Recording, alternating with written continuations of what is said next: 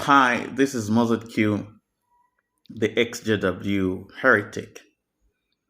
Now, one of the things that I think about when I was a Jehovah Witness, and basically what has changed, is that, I still can read the Bible today, but today I now have to go through the labors of praying to God to help me understand certain things.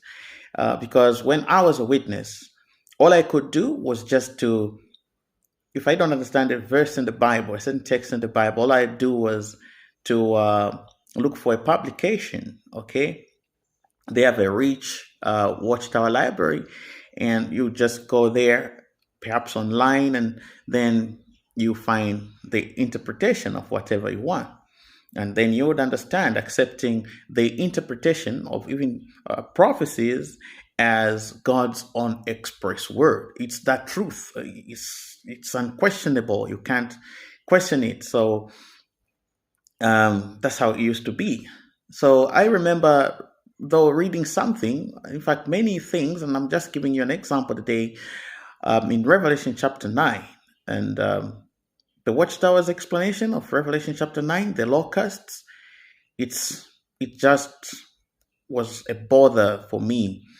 And as time went on, it became even bigger and bigger of a bother to me because I just found the interpretation quite crazy and ridiculous. You know, maybe up front, I should mention that the book of Revelation is obviously the hardest book of the Bible to understand. The stuff in there is just so, at times, so ridiculously hard to crack.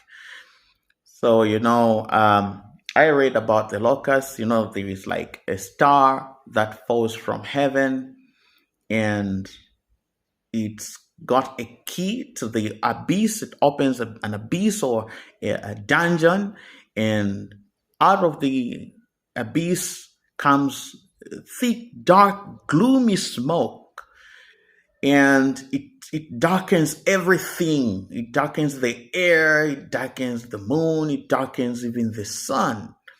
And out of the smoke comes locusts. Now, the description of the locusts is that they have human faces, they have women's hair, they have iron teeth. What else? They also have breastplates, they have tails of scorpions. Yes, and they are taught to, as they are on the earth, they are taught to torment people, torture them, torture the people and torment people who do not have the seal of God. And obviously, this to mean people that are not believers. So that's what they do. Now, I very much was interested in prophecy. Like this has been my interest about the Bible prophecies, especially. So while I was a witness, I was made to understand by the Watchtower Society, because I was reading the Bible through the specs of the odd men of the governing body of Jehovah's Witnesses. I was made to understand that the locusts mean the leaders of the Watchtower organization in the second decade of the 20th century, somewhere in 1918, thereabouts. So that this had to do with them when they were imprisoned for their faith as Jehovah's Witnesses, and how they came out of the prison, the prison standing for the abyss. This is how they interpreted it and whatnot. So, well, to me, all the time I was a witness, curious to understand things. This was one of the things that I held in for a long time, and oh, you know. Now, when I look back, I both want to shed a tear and I want to cry, I want to laugh at the same time because it's just ridiculous. The Jehovah's Witnesses, they interpret that it's this prophecy is about them, it's about the leaders.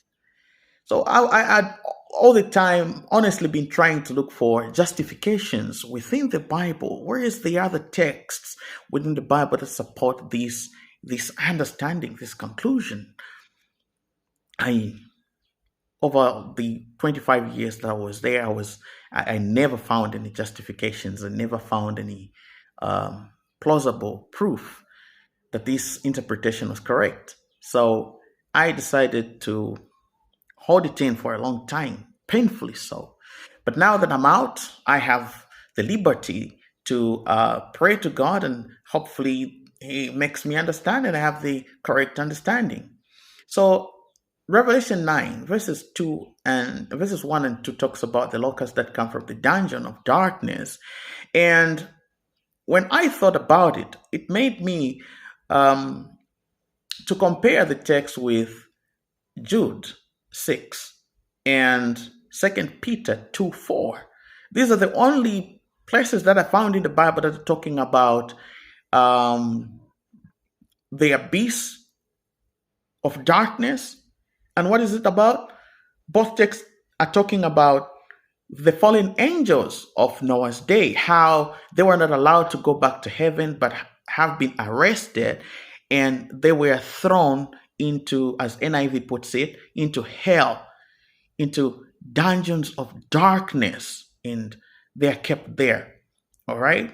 The newer translation in 2 Peter says they are thrown into Tartarus, like a prison of dense darkness, So this is the only place that seems to explain things to me. So the locusts in Revelation, obviously, they have human faces. This is to mean a time that these fallen angels in future, they'll have to be released for judgment, and they'll be able to materialize as men. And they have hair of women. Obviously, this is to mean that they'll, it's just to help us to reminisce the fact that their sin had to do with their involvement with women, where they had sexual immorality with women, and they have iron teeth. Obviously, they'll be devouring things. They'll be dangerous. Okay, and also they have what else? Breastplates. It means that they'll brace up for battle. They are not going down without a fight. When God's forces come from heaven to destroy them, they are just not going to surrender and die. They'll resist, but definitely because it's God that will be trying to fight, they'll lose that battle. And also, they have tails of scorpions, just telling us, the torment that they'll cause to humanity. They have crowns on their heads. It means they'll dominate. Okay, they'll dominate the world as kings. They will somewhat take over this world and become so wicked. All right. So it's this is my understanding. You can also take it as just my opinion. Everybody's entitled to their opinion, but I think Jehovah's Witnesses are so horribly wrong. They've misinterpreted this prophecy in Revelation chapter 9. The locusts. Come on, man. Jehovah's Witnesses, it's not you. It's not your leaders. It's not everything in the Bible that should be about you. This should mean the demons. They're the ones that come from darkness. It's not about any human. Why would God's people, all right, be seen as coming from darkness, from the abyss?